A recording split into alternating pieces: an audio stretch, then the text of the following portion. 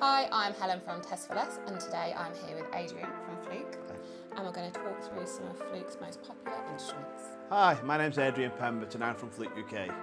I'm here today to talk to you about how to null your leads when doing a continuity test using the Fluke 1670 multifunction tester. Most of us know how to do a continuity test, but what happens when we can't null our leads or the nulls are stored incorrectly inside of the unit? The first thing we need to do is to actually null our leads is I've got my lead set, I've got the unit set to continuity, and what I'm going to do is I'm just going to short the leads together. We then press the button, or the test button, to start the continuity test. We can see here that it's given us a residual resistance reading of 0.03 ohms. This is the resistance of the actual lead set. So to get this to zero, all we do on the screen of the unit is we press the zero button on the front of the unit.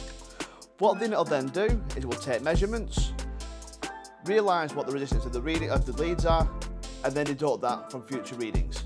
So what we've now done is we have now nulled our leads out. We've set our decade box to give us 4 ohms.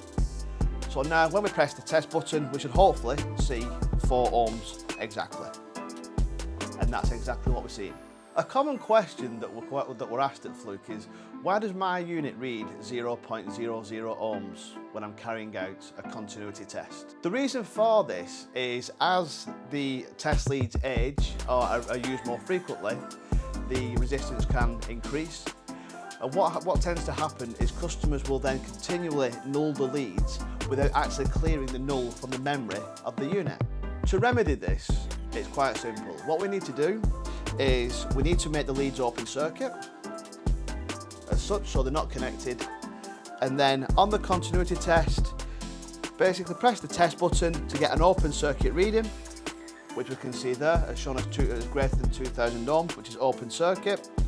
And then the side of the screen, we can press the zero button. And what the unit will then try to do is it will try to clear the nulls from the open circuit, which it can't do. It clears all the nulls from the memory of the unit.